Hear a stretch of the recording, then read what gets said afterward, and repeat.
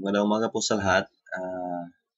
May malaki pong update ng ating website ngayon. So, ipapakita ko sa inyo kung paano mag-add ng inyong Facebook account at kung paano yung mga other things na kailangan upang mapagana po ninyo ang account ninyo.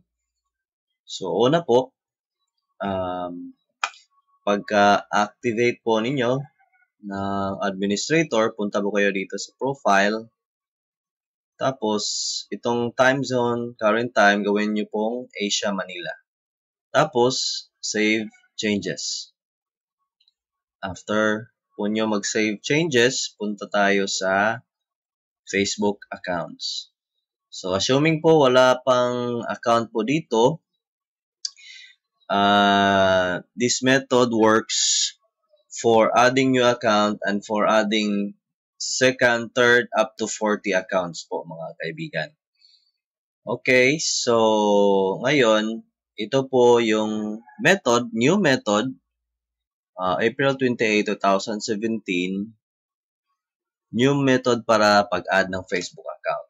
Una, login nyo po muna yung Facebook nyo.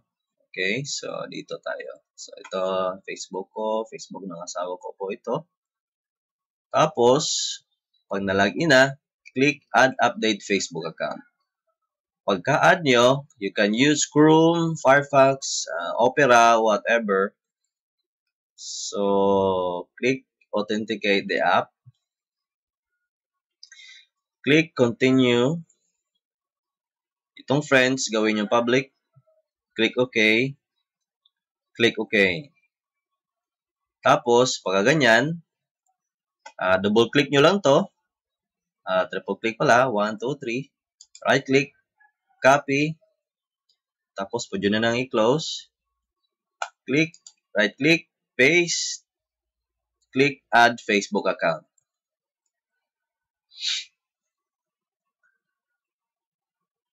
Tapos, intayin na lang natin. Pag ganito ang resulta, click Close. Then, click ulit ang settings. After nyan, pag-click nyo sa Facebook accounts, makikita nyo na yung na-add kong account or yung newly added account nyo. So, since assume natin na newly added or for example, second account nyo, kung newly added, hindi na kayo pupunta dito. Pero kung second account up to 40 accounts, just click switch FB account, then click nyo po yung preferred account nyo. So, ito po. Punta na tayo since Facebook accounts. Let's just assume na wala ito sa mga newly added account. So, sa mga second account rin, if ganito po yung default, meaning nasa account na po kayo, yung preferred account nyo na isi-set up nyo. Okay? So, after nyo mag-add ng account, punta na tayo sa Facebook apps. So, ito na po yung newly updated na Facebook Access Token natin, which is yung Facebook for iPhone. Ang kagandahan dito, pag magpo-post kayo, wala na yung app name.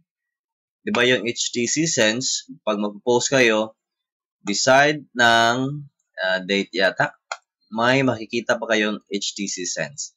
So ngayon, Facebook for iPhone, no expiration, no app name. So, ito yung maganda. So, just click Authenticate. Tapos, sa Facebook username or email, okay,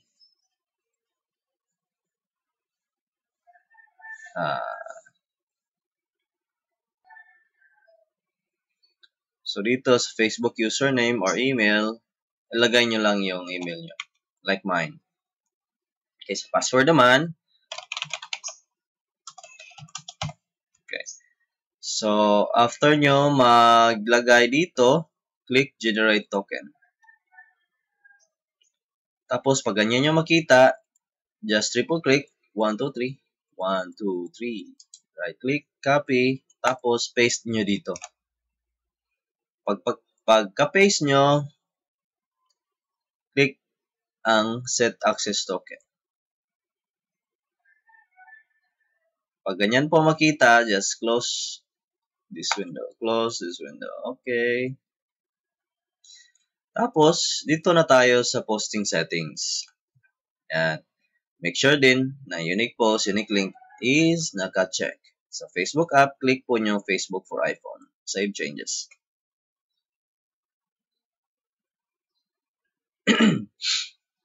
Okay, so pwede na tayo mag-post. Check natin kung working. Click nyo yung logo. Test.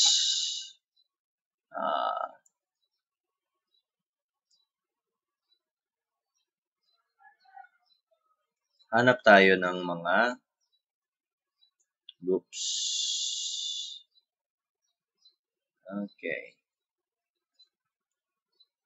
Okay. Ito. So, pag send now, check natin. Okay, pag ganito siya, working po siya. So, click yung view post.